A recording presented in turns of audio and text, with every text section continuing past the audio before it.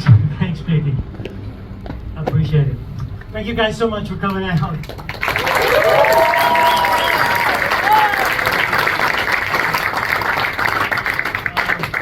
It's such an honor to be here. Thank each and every one of you for taking the time out of your Saturday afternoon to come and listen to this crazy bedlam, you know.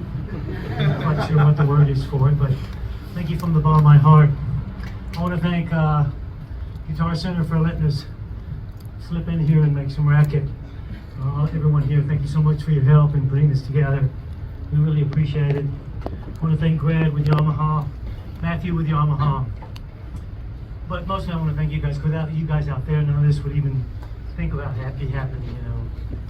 I want to thank Yamaha for the beautiful instrument that I get to abuse day in and day out. I don't know how they sound out there, but well, I guess you have to say that, huh? But it's a blast playing these beautiful things day in and day out. And I'm so blessed and thankful to have spent the lion's share of my career in the company of this kit. Not this particular kit, I've never played this one until today, but thank you, sir. Got a little neck going. Thank you. Any more?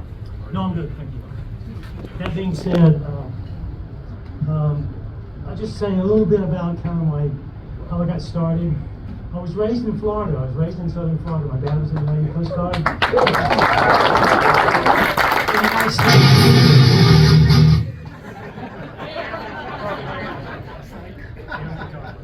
You guys thought you were rid of me, didn't you? But I'm back. And I have to say, I've never had the privilege and honor of working in the state of Florida where there wasn't just crazy ass rock folks coming out and just inspiring the heck out of us. So I want to thank you very much for doing that over the years, decades now, many decades. But you guys never let us down. Whenever we show up, you're always there to party, and I appreciate that. I started as a young boy, you know, and wanted to play all the shiny, flashy stuff, you know, as a young boy. So every young boy does, until I found out how hard it was getting through the rudiments. I switched to sax for a while until the neighbors, you know, tried to execute my entire family tree. So I gave the sax up and switched to guitar, and I played that for a while. But I gravitated back to the drums in pretty short order. And I started working my way through the rudiments. I had no idea what time was. I thought it was, you know, a magazine or a clock. I had no idea that it was an instrument of accompaniment. I was just a kid. And my mom said, if you'll get some proper lessons. My dad didn't want to know, but mom said, if you get some proper lessons, I'll, you know, match whatever you come up with, mowing lawns and delivering papers, so forth and so on. And you can slowly build a kit. I got a practice pad first, obviously. And I got a snare drum, a hi-hat, and a kick drum. And then my mom said, let's go to this music store that was not far from where we lived at the time. It was in Tennessee. And there wasn't a drum teacher there. It was not the resources that you guys have. You click on, you know, on TikTok or YouTube or whatever, you got everybody 15 views of what's going on the feed. So none of that stuff was happening, you know. You were on your own, you know. So my mom took me to this, it's called War Lines for Music. And there was this goofy looking guy in there, and he said, well, we don't have a drum teacher, but come into my office and I can maybe point you in the right direction. So I went in his office, he had a practice pad there, and he asked me to play a couple of rudiments, single stroke roll, you know, like a 6-stroke round, and I knew most of them. And he pulled out this strange little contraption and put it on his desk and gave it a shove. It was a metronome. I had no idea what it was, you know. Since I didn't play piano, I didn't know what it was. And he said, play a single stroke roll and play it with that. I had no idea what he was talking about. That was my first experience or first lesson in learning what this instrument's all about. It's first and foremost an instrument of accompaniment. And so he let me borrow that metronome, and I took it home, and I had to relearn everything because there was no way I didn't have to answer to anything when there wasn't, you know, the click going. I didn't have anyone to answer. I could speed up and slow down and feel really great about myself, you know. I had to essentially start from square one. And it was a really long, hard lesson. And when I didn't mean to say jokingly when I said it's a really hard instrument to play. There's a lot of tedium involved, learning the rudiments, learning to play in time, so forth and so on. And so that's why there were so many of my friends who were playing drums and they all just fell by the wayside, you know. Maybe I was just too stupid, too hard-headed, you know. I have a very, very extremely low IQ. I'm not quite sure what it is, but I just wouldn't take no for an answer, you know. I stuck with it. And then I got a tom-tom, I had kick drum, hi-hat, I got a floor tom. It took me forever to go from the snare, go ba-da-da-da-da-da-da-da-da-da-da. I gotta go ba-da-da-da-da-da-da, but when I got the floor tom, trying to go over, I mean, the most simple, you know, inane little rudiment, singles per bar of 16, you know, 8 notes around the drums. It was really, really challenging. But once you would get it, I wouldn't take no for an answer, and it would encourage me to move to the next step. This is for the younger guys and younger ladies in the audience that maybe in the room that may be thinking about doing this, you know. I'm here not to teach. I don't know enough to teach anything. I'm here just to share some ideas. You know, we'll trade out some ideas and stuff. And so what I tried to do was, after I got a little bit of a grip on the rudiments, I started just sitting down with the metronome and playing really, really quietly, because as soon as I got so loud to where I couldn't hear the metronome, I would lose the time. I didn't know it, but that was a really good training regimen. I had no idea that it was. It was just my reality, because I didn't have any ears and a click that I could put up to a level that was, you know, audible no matter what level I was playing at. And so anyway, I worked through all that stuff, and I learned then that it's harder to play things soft and consistently and evenly than it is like how I've been playing it here tonight. It's so much more of a challenge. It's so much more of a challenge to play 16 notes or 8 notes or whatever subdivision you're going for in a slower tempo than it is to play in fast tempos. It really is. It's so much more difficult to deal with long spaces before the beats than it is with really tight ones when the grid's really tight. For me, I can play fast all day long, never, you know, it's not a problem. But it's such a struggle for me to stay with the click and stay on the backside of the groove or the pocket, playing at low tempos and playing with solidity and continuity and so forth and so on. With those silly little lessons, it wasn't someone tapping me on the shoulder and said, "Hey, TA, you should try this. Please try learning stuff quiet." You know? And then once you in a slow tempo, and then speed it up and get loud, you know, get obnoxious and fast later, you know. It just happened that way. And so as time went by, I started experimenting more with things that I hadn't heard on a record. At that time, who inspired me to play drums was Joe Morello. He played with the Bluegrass Quartet, Take 5. It was in 5/4, so that was the first song that I learned on the drums. Nobody told me that, hey, that's too complicated for your little 7-year-old pea brain, you know. But that's what I was trying to do. So it became even more challenging. So maybe because I had these challenges early on, it kind of conditioned me for what was going to come later on out on the road, trying to deal with like Ozzy Osbourne and people like that, you know. I don't know. But as time went by, I would go in my rehearsal room and I would try to come up with a beat or a pattern that I hadn't heard on a record or anywhere else. That's what led me into 2 bass drums. I had a friend that was a drummer friend, and he was one of those that fell by the wayside. And I said, "Robert, can I borrow part of your kit?" He said, "Sure, man, you can have the whole thing." So he left it in my little rehearsal room and way back in the back behind the house so my dad couldn't hear. And I put his bass drum on the left side where the hi-hat was. But previous to that, I'd put the bass drum to my left foot and a hi-hat on the right side and play backwards for a couple of weeks just to experiment and have something different to do in my rehearsal room. There was no plan, there was no genius, there was nothing behind it, just skateboard and playing rudiments all day long, all throughout the day. And so when I got his bass drum, I started splitting things up and doing a bar of 16 around the drums, and I would put 2 beats, not like Bonham was, but Bonham was using 1 bass drum, using 2 notes at a time. I was trying to get into multiples of 3s and 4s and 5s, and breaking the bar, the voicing up through the 16th note feel, the bar 1 bar feel, you know. And it opened up some really interesting things for me. And so when I would play, before that I was playing to play a quad, I would go snare, snare, kick, kick, snare, snare, kick, kick. Well, when I got 2 bass drums, I'd go kick, kick, kick, snare, kick, kick, kick, snare. It's the same pattern. It just sounded different and sounded heavier. At 137 pounds and 5'10", I'm constantly trying to sound heavier. And so it was a way to do that, and it let me do something with my left hand that I wasn't occupied playing one of the 8 notes in the pattern, and so I could do something visual. And I was trying to incorporate some visual things into my playing, not because I had particularly seen anyone out there doing it. I'd seen marching guys twirling and stuff, but no one like, you know, going ballistic on the kit and trying to incorporate it in a way that brought the video side of our instrument into the play.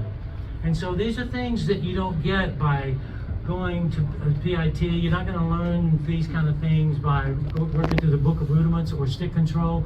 These are things that come to each individual in your form of expression and how you embrace your instrument and find a way to express yourself on whatever instrument it is you're playing. I'm sure everyone in this room is a drummer, right? There aren't any secondary instrumentalists in here like guitar players. No keyboard guys in here, I'm sure. No, I'm kidding. I endorse and support every musical instrument on the planet. Kazoo, whatever it is, I don't care. I'm just joking. I was trying to find a way to sound not different for the sake of being different, but to express some creativity. When you have something to say and you don't say it, I'm of the belief that it never gets said. The multitudes don't get to hear it. Just think if Randy Rhoads would have stayed in his mom's guitar school and never went out and went in the studio and recorded and expressed the glory that was coming, what was inside him. Can you imagine if that would happen? Who else would have said that? And who could have ever have said it as eloquently as Randall Rhoads did?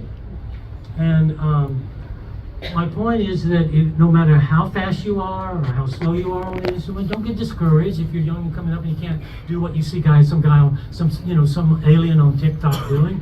You want to hear it in a musical context. You don't hear very little of that in a musical context. And I'm not downplaying chops and all, the real technical and technique. Without technique, you're dead in the water.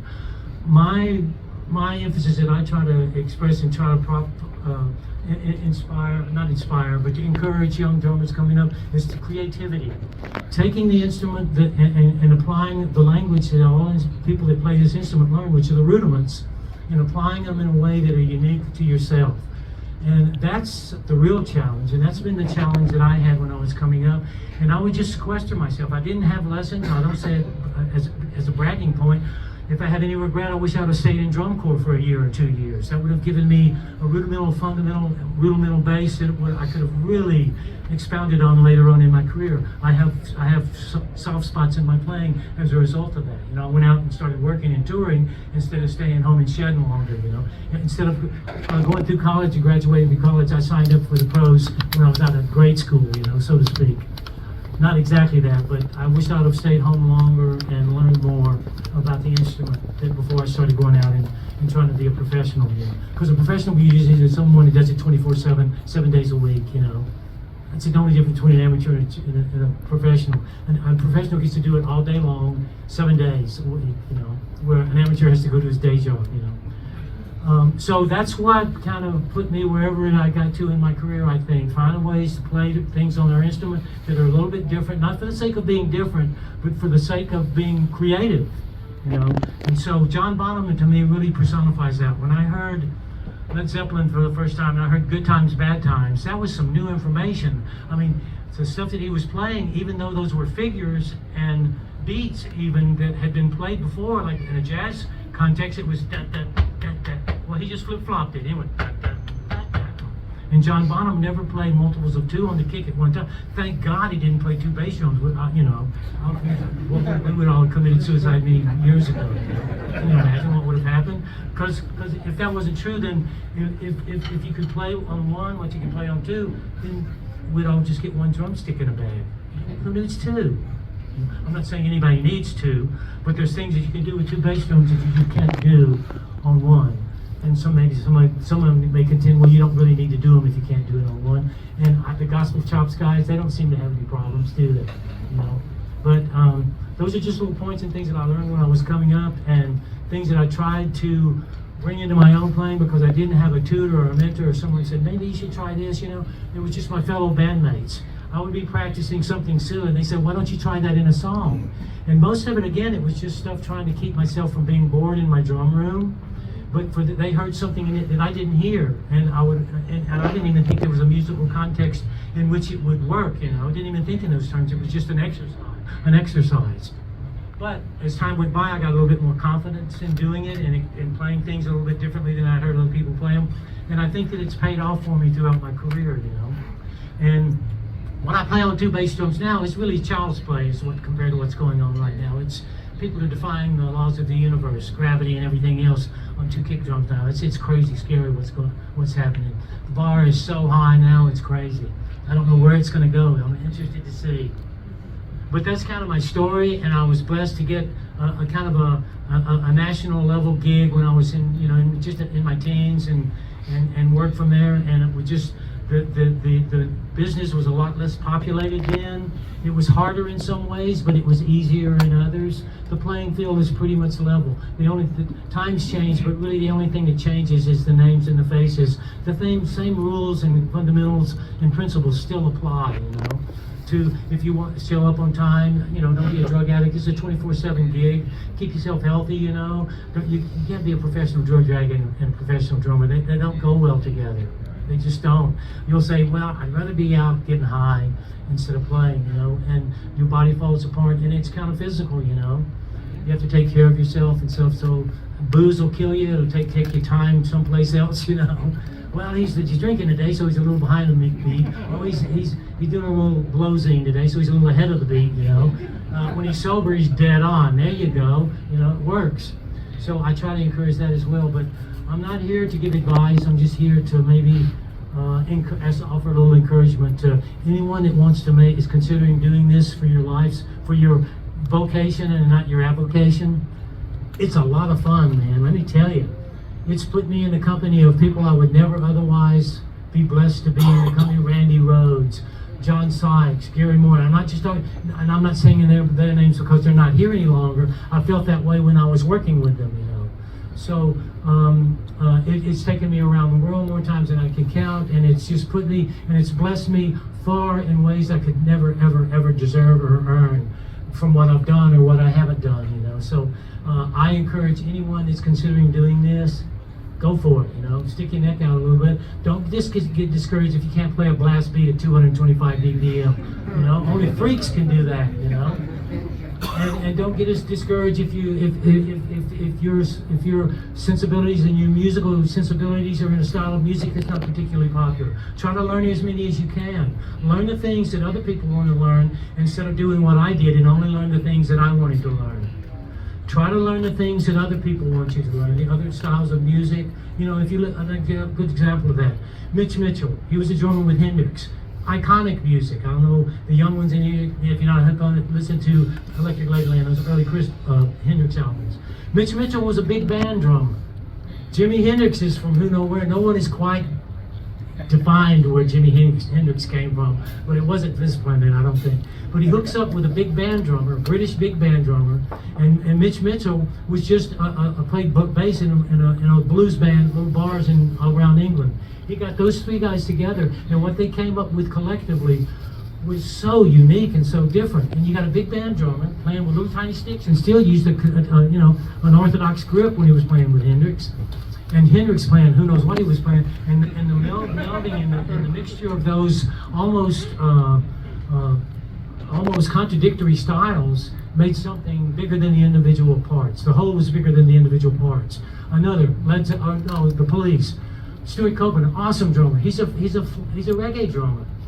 He to be the first to tell you, ska. He's a ska guy. That's where that element in their music comes from. It didn't come from Sting or Andy. It was from the drummer, And so it was an element in the Police music that made it immensely popular.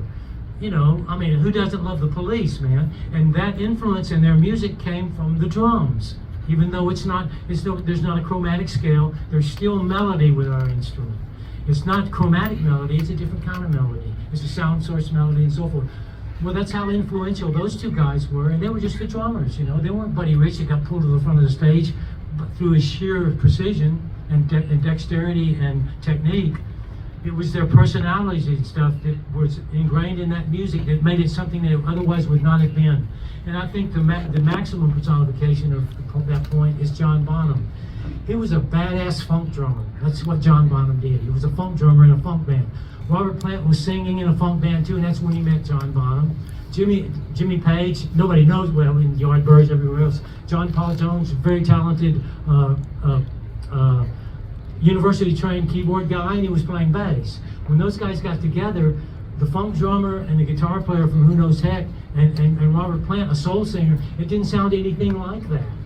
And so John Bonham, how influential was John Bonham on Led Zeppelin's music? He was incredibly influential because they stopped when he left. They stopped when he left because that died when John Bonham passed. You can't. It's like the same with the Who. When they carried on for a little bit, but when Keith Moon left, and when you compare Keith Moon to John Bonham, skill level, there's no comparison. So it's not one's better. My dad can beat your dad, or my dad can play faster than your dad. The whole point that I'm trying to make, guys and girls, is that you have a chance at this if you want to do it. All it takes is this, and this guy up here. You get him on your side. Oh, there's no stopping you. There's no stopping you. You get the big guy on your side, there's no stopping it. So that's kind of my story, and these are little things, and these are principles that are just fundamental principles of life that I've tried to apply to my instrument. Show up on time, be as honest as you can when people want you to play something and you're not, that sounds corny, I could put a dress on to play that or whatever. Try to play it, you never know. When Steve Smith was doing that thing in that Journey tune where he's just playing quarter notes on a kick drum, Steve Smith would have rather committed suicide than to play 2 bars of quarter note on kick drum. But he did it, and it was one of the biggest songs Journey ever had, I mean, he was playing all kinds of stuff, polyrhythms across it, but he kept that quarter note going on the kick drum. He'd never played a figure like that. He'd be the first to tell you that. But he made him a rich man where he could go do Vital Information throughout the year and go do 4 Journey gigs, and he's set up for the next 5 years, So that's kind of my story, and there's so many places you can go on this instrument. We get to use almost all of our limbs. These keyboard guys are going like this, man, I'd fall asleep. I'm sorry, I'd fall asleep, I don't know how they do it, Guitar guys are going like this, trying to hide the riffs from the other guitar player. Drummers share everything. We're so stupid, we give all of our tricks away, We're willing to do that. The camaraderie within the drumming community, I don't know if it's because we've been pushed to the back of the stage for so long, we'll just talk to anybody. But that's kind of my stupid philosophy, and I've had the honor of coming and playing in the state of Florida. I lost one of my closest friends and one of my real musical heroes, Randy Rhoads, not far from here, so it's kind of bittersweet when I come down in this part of the country. But the compassion and the musicality of you guys in the state of Florida is unmatched anywhere that I've ever traveled, and I'm not saying that because I spent a lot of my formative years in Florida, and because I've played here, because I've played all over the world a bunch of times, and there's nobody that kicks butt like you guys do, man, I'm telling you, and it's a pleasure and an honor to be here. So all those silly things, I'd rather not have this in my hand.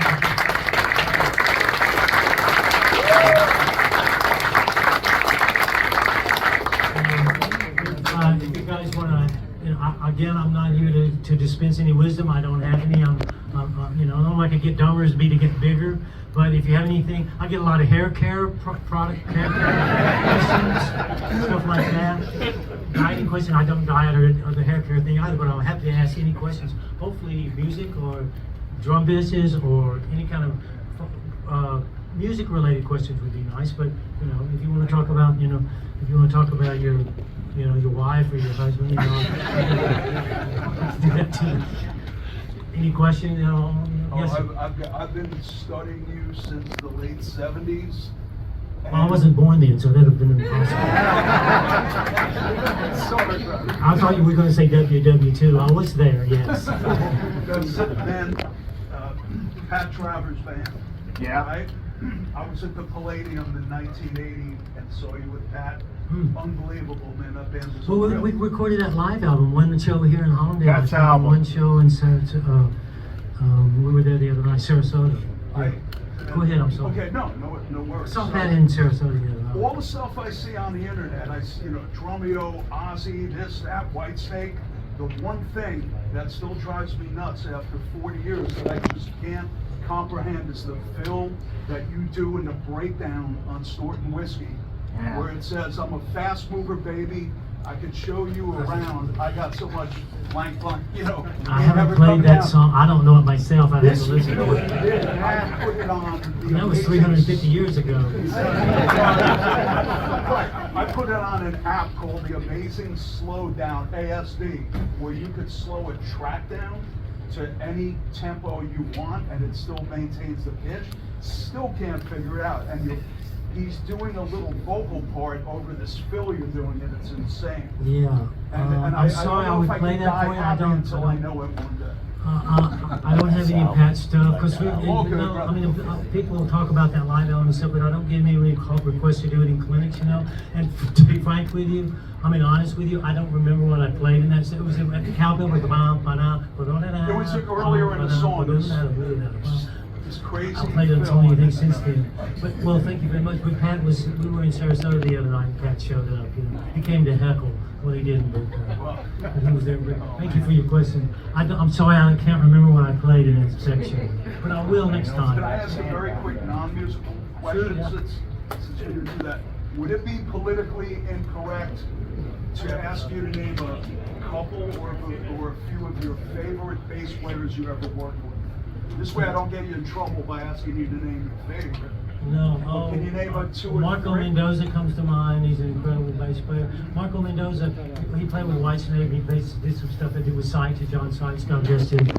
You know, we lost another good one. You know, a couple of weeks ago. John Sykes passed away. You know, he worked with John Sykes and with Ted Nugent or with Marco. And we've done a lot of different project things outside of that. Marco Mendoza, he's really a six-string fretless Latin outside jazz guy, and he has to dumb down. He has to hit himself in the face with a hammer for half an hour before he goes and does a rock gig. Any of the gigs that I invite him to dumb down enough to play it. You know, that's how he's like at the top of the food chain. You know, it's just incredible bass playing going on out there.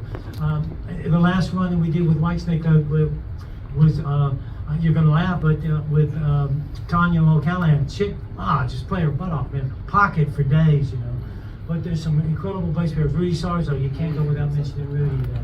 People give him a hard time because he's jumping around like a fairy on stage, you know, but he plays, he never misses a note, you know. He's not a solo bass player, but he plays the song, you know.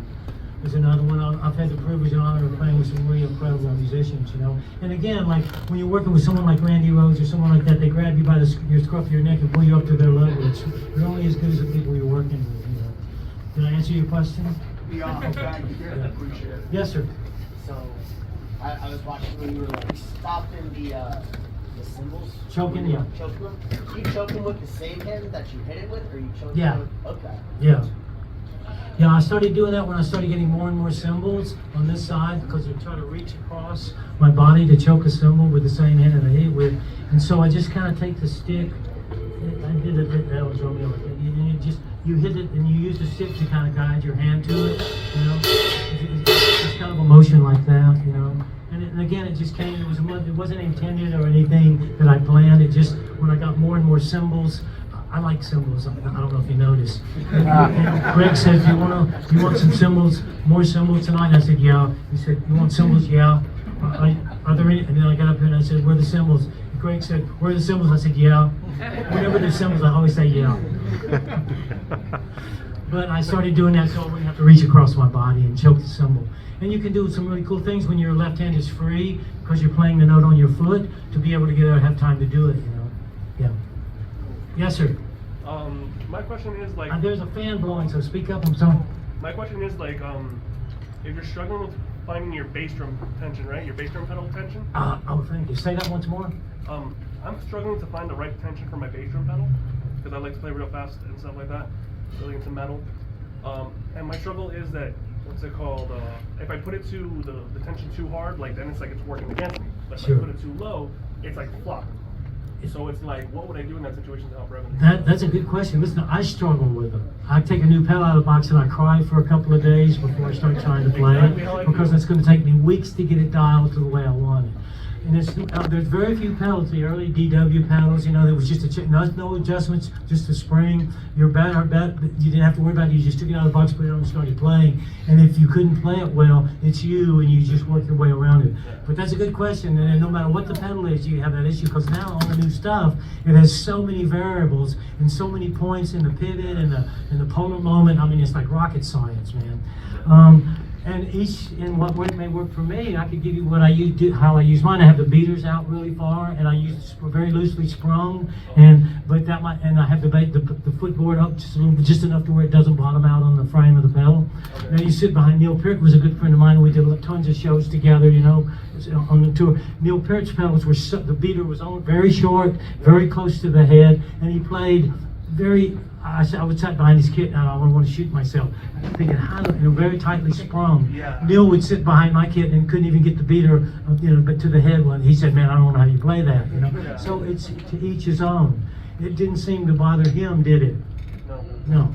So what may work for me, I could give you some advice, but hey, I share your pain. There's probably a lot of drummers in here that share your pain. When I get a new pedal, I start crying. I want to call my mom. And, how do I get this thing to work for me? Because I get it where it goes really fast and works for me really fast. And I find one area where it seems to hesitate, where there's a dead spot in it, And I'm sorry, dude. I don't want to, pull a runner on your question, but I don't know what to tell you, Try I'll tell you, a reference point is when you make a change, make only one change. Try with the beater length. Okay. With the beater length, yeah, because that has a huge impact on the arc of it. It speaks to polar moment. That's a technical term in physics, where how much the footboard moves as opposed to how much the head of the beater moves.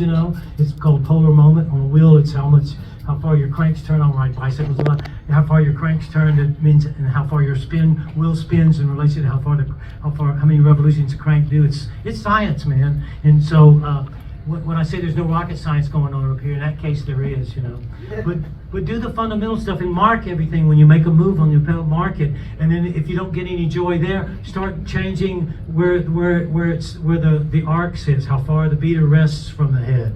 And then if you find something that works for you, but that's not perfect, leave it where it is, and then go to something else. Go to the spring, and you'll slowly, over maybe 2.5 years, find the setting that you like.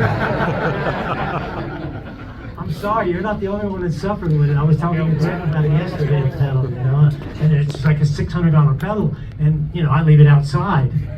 It's a $600 pedal. It's just sitting out in the backyard, for the last 2.5 years. I'm kidding, but I know what you mean. Did I answer your question? No. Yes, sir. So, what do you think that would be the key advice for double bass playing, like for stamina? For stamina? Yeah. I'm an avid cyclist. And there's not much muscular specificity between the action of playing the bass drum with your left foot and your right foot, as opposed to pedaling a bike. But stamina is your core. If you're in good shape, if you're fit from running or from cycling, you don't get tired back here. I mean, I kind of had my head up my butt a couple of times today, but I was trying to do stupid stuff. But what I would do is boring. It's the same thing that you learn in the rudiments in stick control. Learning to have the same intensity with both sides. Learning to lead as comfortably with one side as you can lift as you are on it. If you're right hand dominant or left hand dominant, stick control on your feet. And do it real low level. You don't have to hammer and stuff, because it's harder to do it at low level consistently with a metric, with a click going. And pretty soon after you do that for about 4.5 years, and I mean it, the guys that are the good guys, the ones that all of us fall over every time we hear them play, they do it 7 days a week, as many hours a day as they can, because they love it so much they can't breathe without it. That's how you get that good. So do it as long as you can, as quietly as you can. Move it up 5 BPMs or 3 BPMs, and spend a couple of hours doing it. And it's boring, but it's doing things that your mind is not recording. It's doing things that's helping you in ways because it's so subtle. It's like when he does something for you, you don't know how cool what he's done for you for 2 weeks later. Oh, I don't have that problem anymore. Thank you. But you don't even realize that he's such a gentleman about it. He doesn't say, dude, I fixed that for you. So it's the same kind of way. It's subtle, and you start training, and it's a conditioning thing, a lot of it is psychological. There's so much that goes on up here that's psychological, because I hear guys defeating the forces of gravity on these things. And he's trying to get them to verbalize it. The way they do it is by doing it day in and day out. There's no shortcut to that kind of play, And so what I did was, like I told you earlier, I started with a kick. I switched my kick drum to the left, my hi-hat to the right, and I learned the same dexterity on the left side. I was playing a hi-hat. It's completely different. And once you do that, and you get 2 bass drums, and you start building parts of the feel, like if you're doing an 8-stroke, I'll do it quietly. Turn that off. But if you take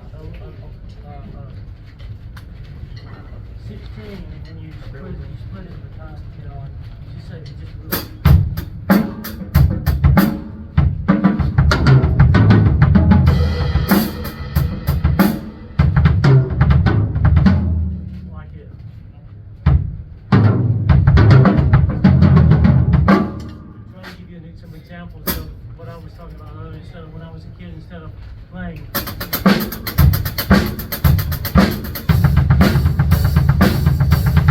Take this part, 16ths, and put it on the kicks. Put the quarter note on the high hat. Click and do it for 5.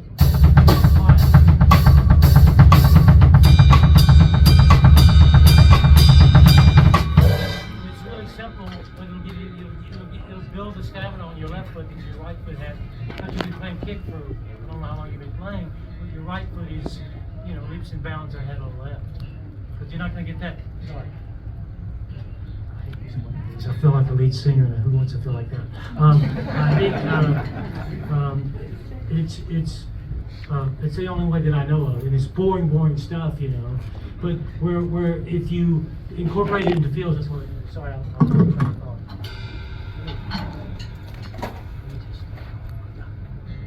I'm gonna play a bit.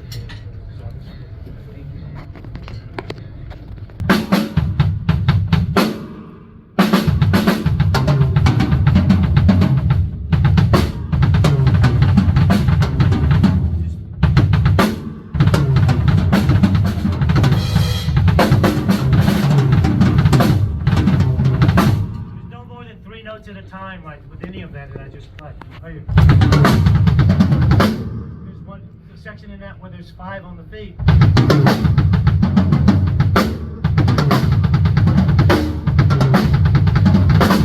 And it's just trying, that's what I was talking about earlier, trying to find intervals that you can play on the feet to take the place of what you were playing on. Just another sound source, you know. And the quad, you're playing the quad. Play it.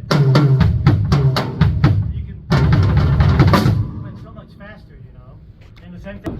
That was over the mountain. I'm sorry, over the That's mountain. okay. Fantastic. But you recorded on Bark at the Moon. Yeah.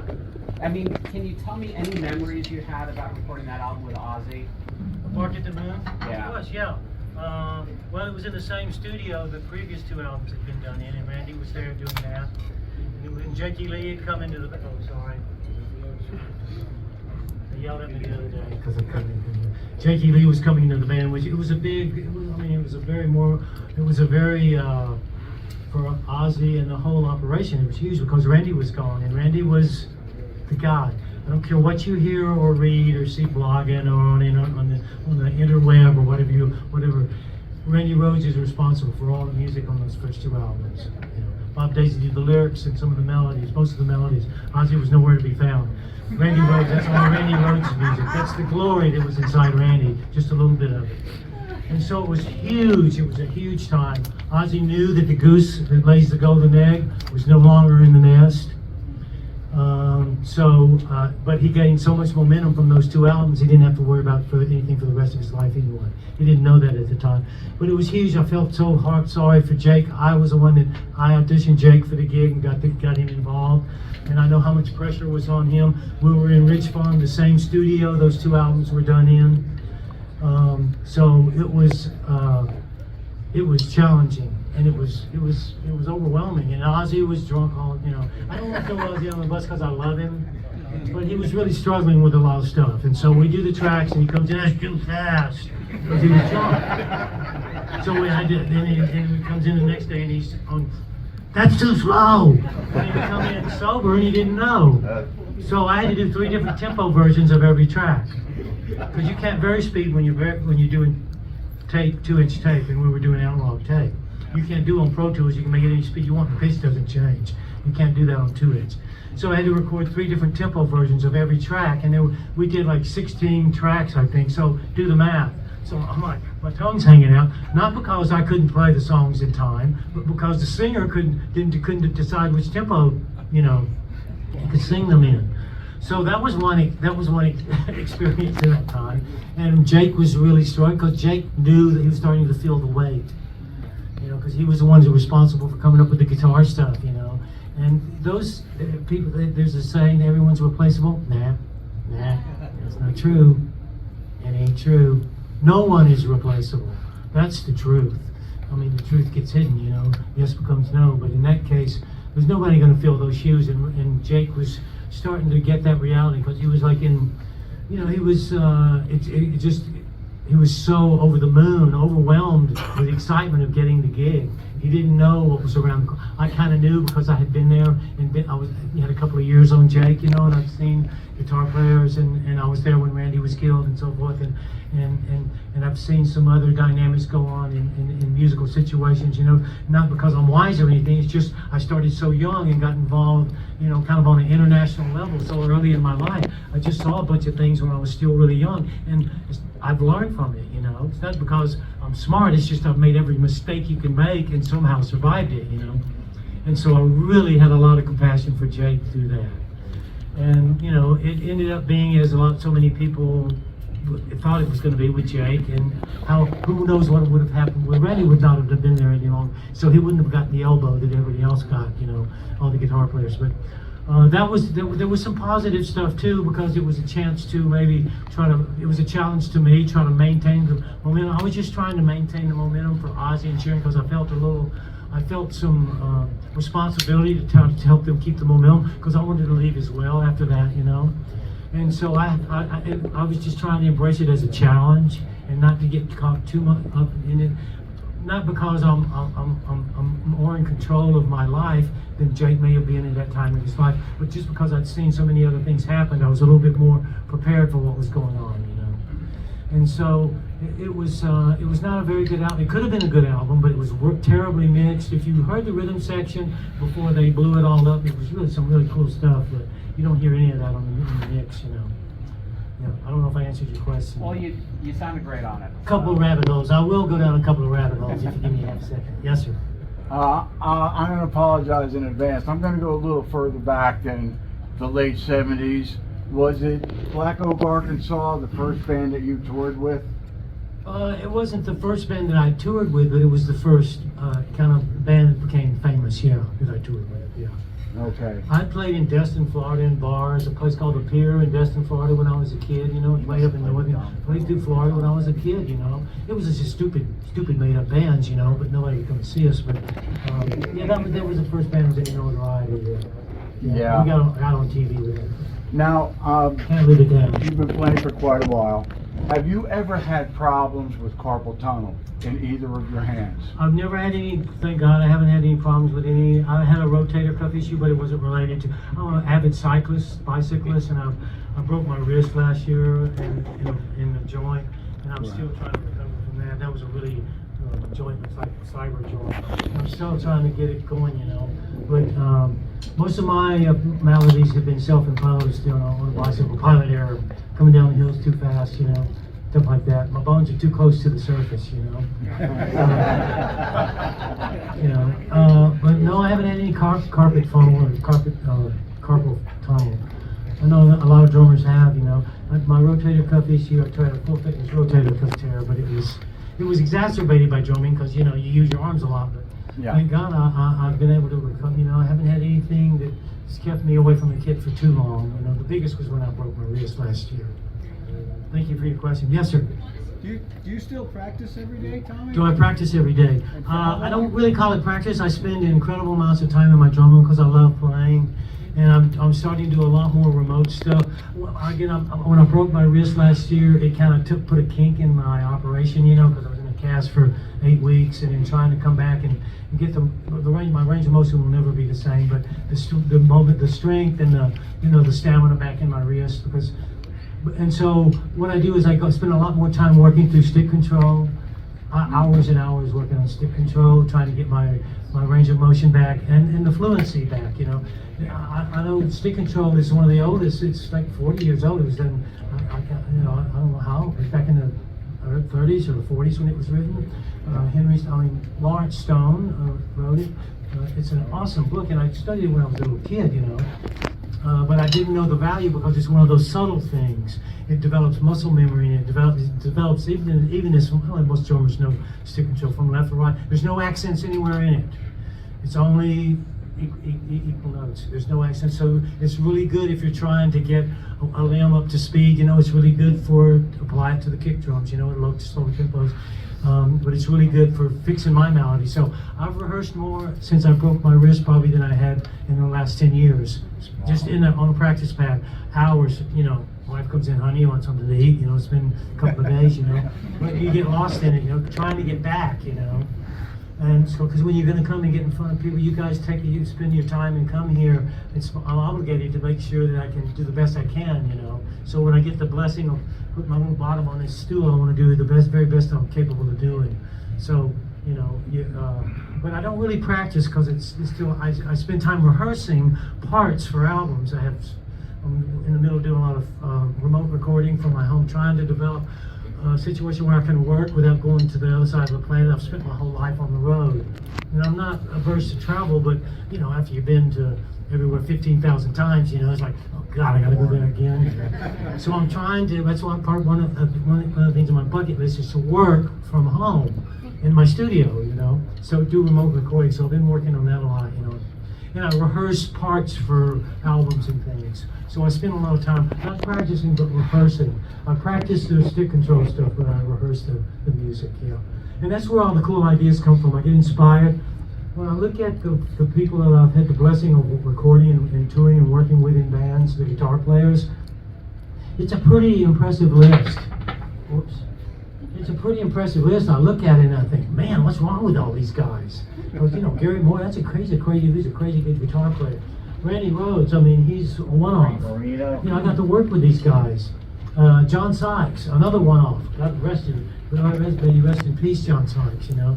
He's responsible for Still of the Night. You know, that's him. That's John Sykes. When you hear Still of the Night, that's John Sykes.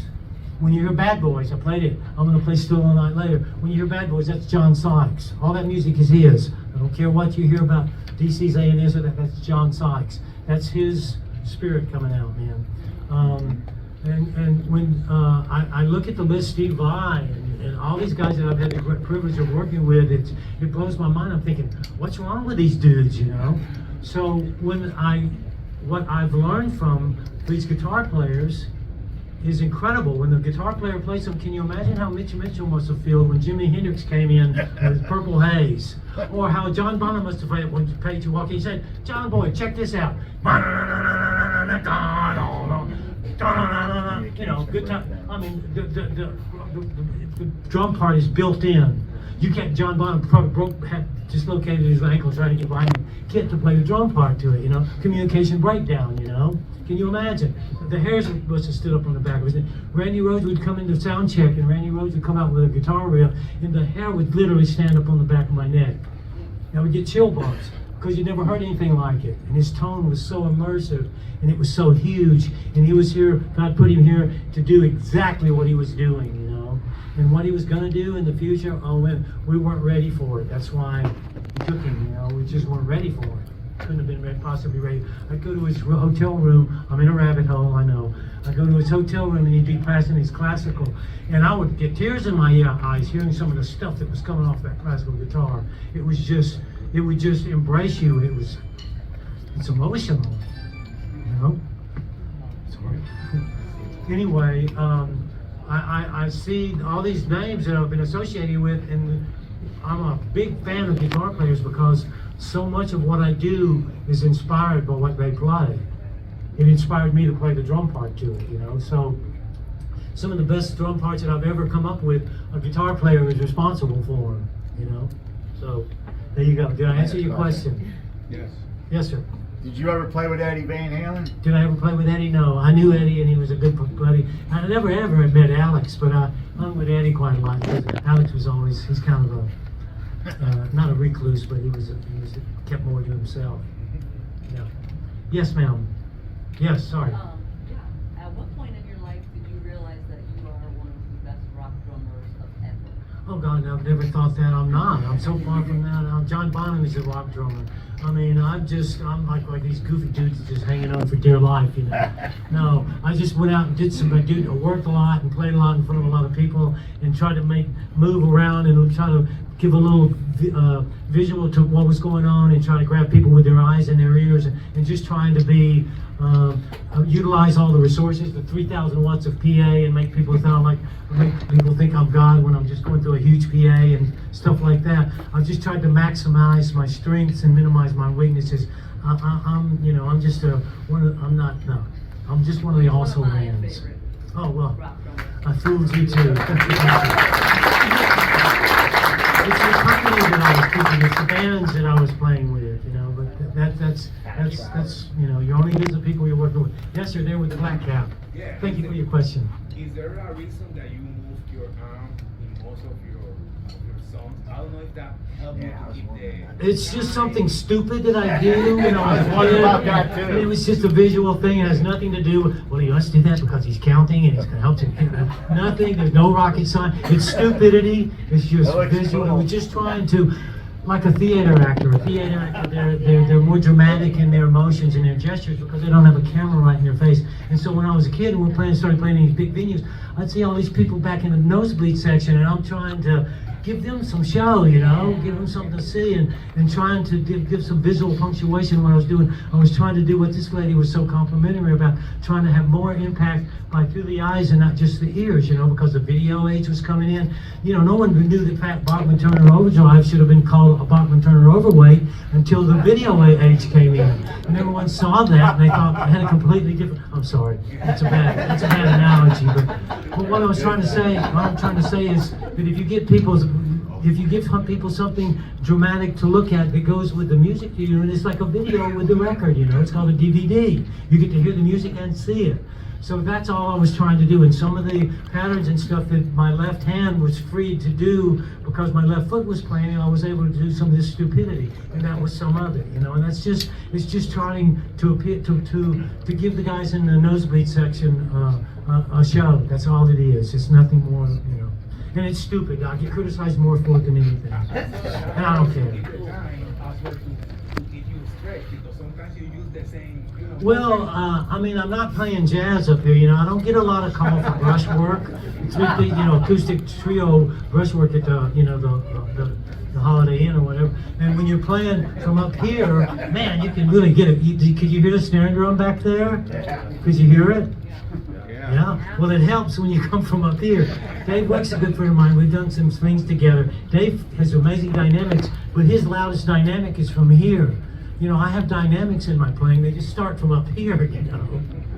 And you have to put earplugs in, you know. So it's just stupidity, you know. I'm just trying to bring some visual into the audio. That's all it is. Yeah. No rocket science. Yes, sir. And I'm going to play it this morning. You let you guys out of here. So quick question, because I've always had confusion with the intro word for Over the Mountain. 16th note triplets, yeah. Right. So I see that you did something like one hand going to the floor, from the snare to the floor tom. I always thought my interpretation was, like, at least in the studio, what was done was you start from the snare, and I see you have two big toms, and then you from the snare to the two racks. Yeah, it's a 16th note triplet between the snare with the flare starting, the flare ups on the snare, yeah. Yeah, and until he curves like he was a single bass drummer, yeah. So, like, studio-wise, it was done from snare to rack tom, right? I'll play it slow, yeah, it's hard to play it slow and quiet. Yeah, and I played it to show off. And if I can just ask one quick question as well. Yeah. You said that, like, in the Still the Night was all Don Sykes, and I saw something where they said Adrian Vandenberg did the guitar solo. Is it true that Adrian? No, Adrian couldn't play any of those John Sykes parts. I'm glad I got a confirmation. I mean, listen to the solo, Is This Love? I mean, it's a soppy ballad. I mean, that's another John Sykes song. Listen to the guitar solo. And I've played with some, and I'm not going to name any names, but I have not played with any other guitar player other than John Sykes that can play the solo in Is This Love. Oh, wow. Yeah. Any more questions? Yeah, yes, sir. So I heard you mention the man love. How important was like your relationship? I can't hear you say it. I've heard you mention the man love a couple times. How important was your relationship with him while you were playing? With G, I'm a believer. I don't preach or anything. You're talking about I'm the biggest Yahoo on the planet. But I thank him because without him, I'd be dead in the water. You know.